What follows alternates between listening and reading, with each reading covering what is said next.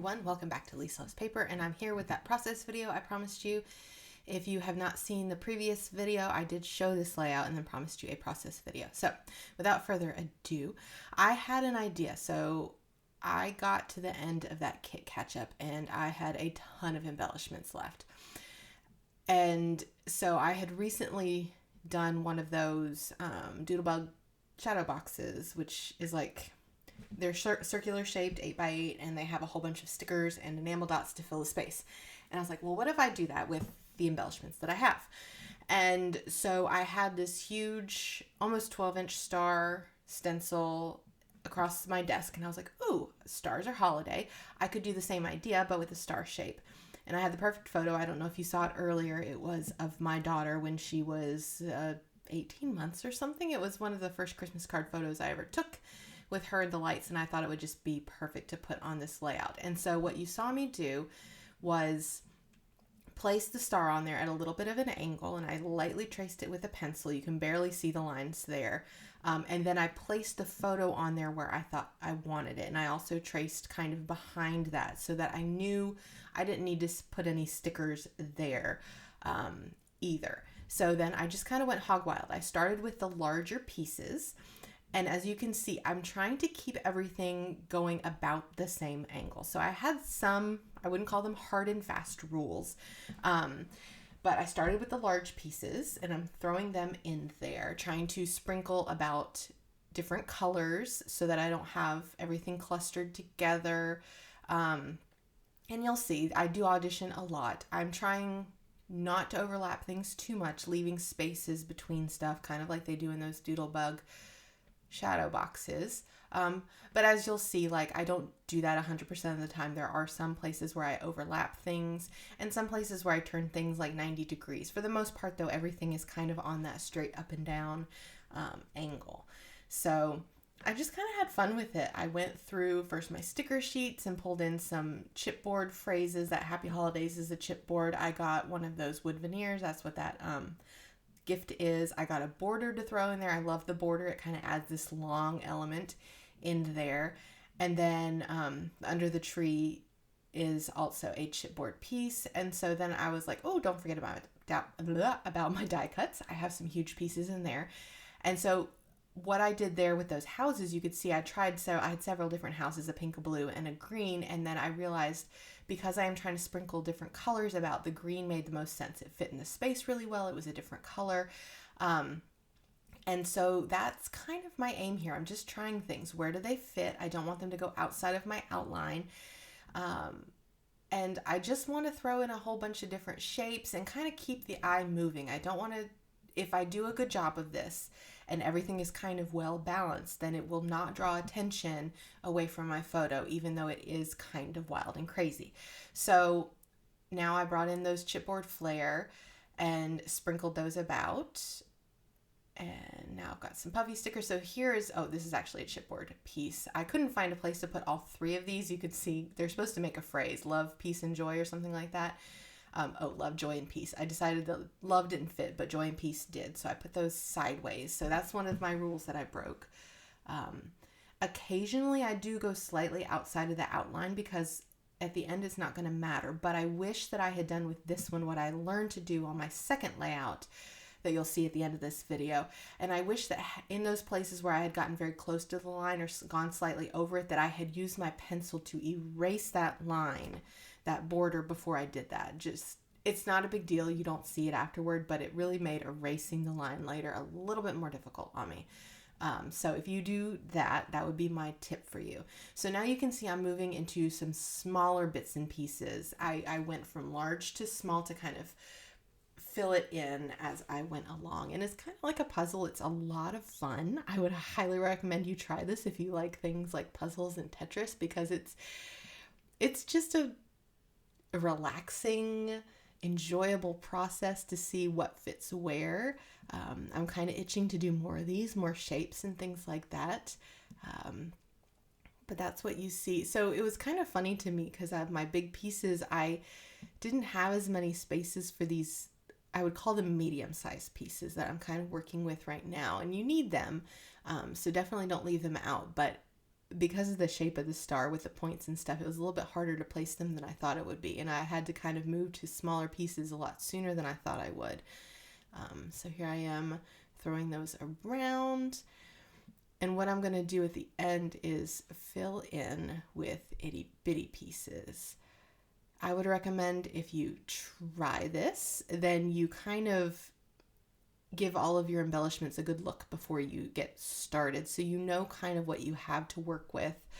I had done that off camera. It was really helpful though, because I knew that I had little tiny pieces like those little circles that were snowflakes and stuff like that I could throw in there. So you see I broke one of my rules there where I kind of overlapped that rectangular text piece over a little bit of that green border there, and that's okay. It really doesn't matter. There are no hard and fast rules. It's just what looks good. But I liked having it there because it brought some of that blue that I had elsewhere to that section, which was missing. I would recommend also that you try and use a variety of different shapes. It is very easy to fit circles everywhere, and you will be tempted to do that when you get to the enamel dots stage, but you don't want too many enamel dots.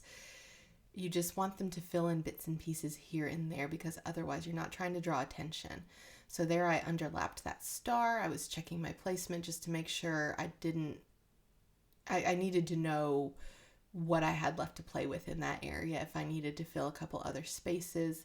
I did decide to move some things around because I didn't like having those two rectangular pieces, the So Excited and the I Think It's Wonderful, that yellowy greeny puffy sticker right next to each other. So I did move them around.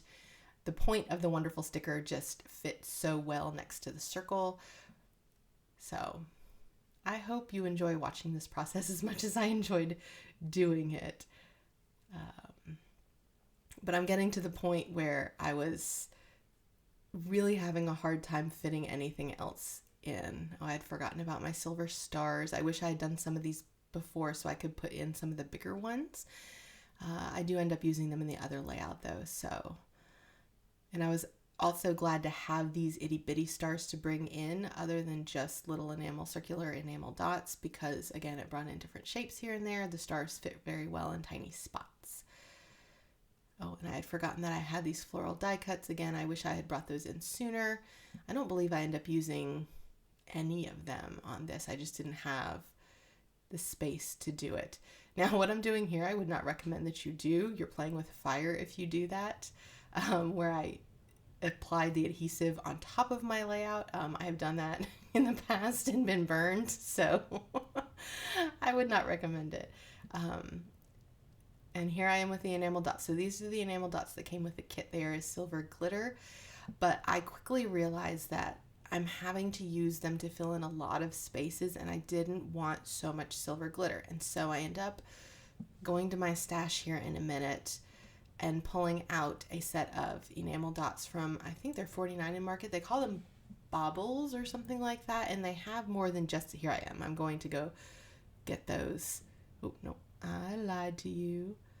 I will go get them shortly. But they have more than just dots. They do have dots, and their dots are not just a single color. They have single color dots. They have pattern dots like with stripes and polka dots. They also have stars and hearts, and then they had little candy canes, which I did not get to use on this layout. Here I go. Oh, there they are right there. So you can see they have just this variety of shapes and colors, and they work to just perfectly to fill in. They even have enamel dots with hearts and stars on them, so instead of just getting a plain shape, you get a circle with a shape on it, which again adds to that variety. So here I am trying to make sure I'm using these really to bring in color. So that bottom corner didn't have any red, so I added some more red there. Adding some more of that light and dark green throughout to bring the greens around as well. I don't use as much of the black on this layout, even though I do have some black. I use it more on the next layout that you will see. I love clear sticker sheets for the ability to do that. Just hold something in place and see if it works. I really wish more things were on clear sticker sheets for that very reason. But I'm getting toward the end of placing things here, just filling in teeny tiny holes here and there.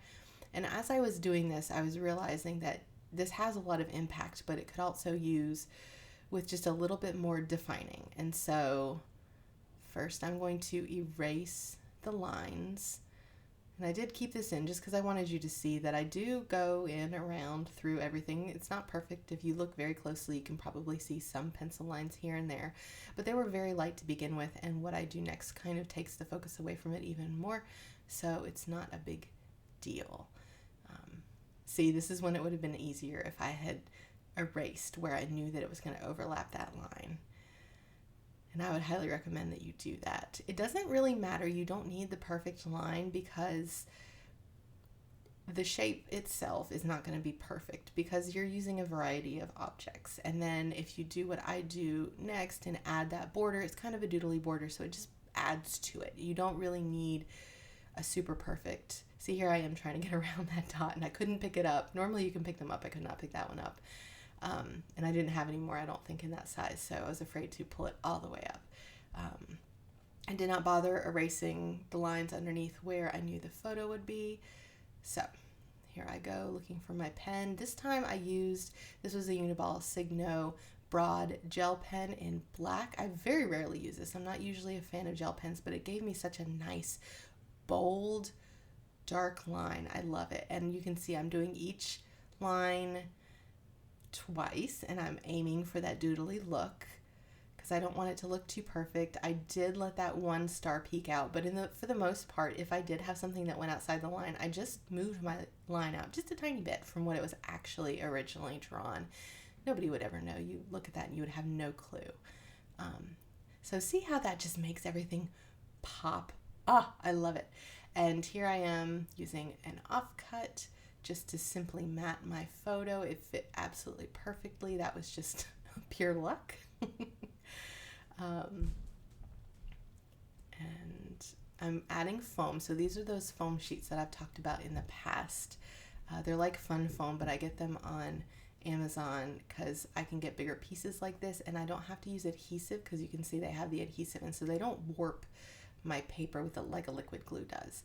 But anyway, that is, oh, I thought I was done, and then I realized it was not quite as, I don't know, I didn't like the white space as much in this one, so I decided I was going to add some black splatter. So this is my splatter box. It's just an old box that I have, and I keep those pieces of paper in there that you see to cover things up as I splatter. I'm using a Posca paint pen because they have a more liquidy acrylic paint, so I was able to get a decent amount of liquidy acrylic out. But what I'm doing here, why I've disappeared, is I grabbed a paintbrush and I walked off to the bathroom and I filled that paintbrush with water. I just kind of dunked it under the water so I could add even more water just to liquefy it a little bit more to make splatting even easier.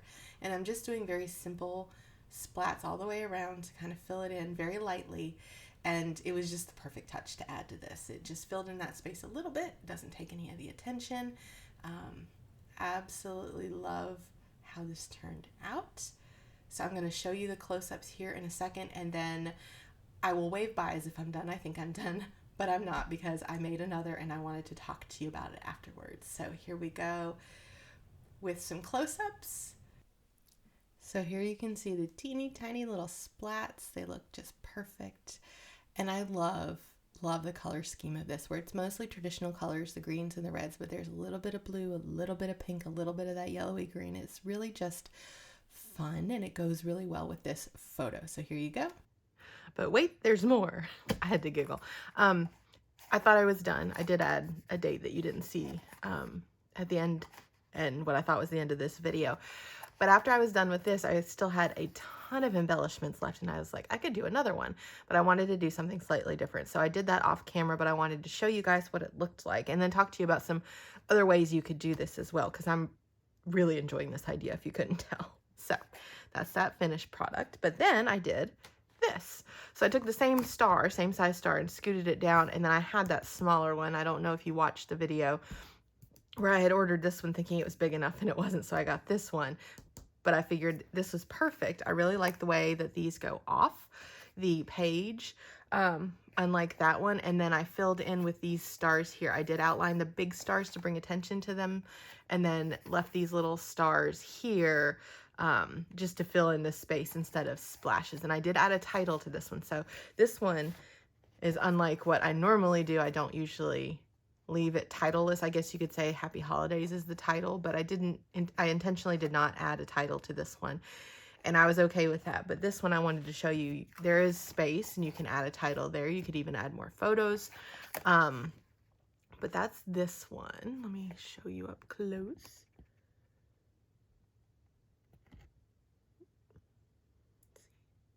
I used a star punch for those. I used a different font here so that you can see the little pun. You know I love my punny titles.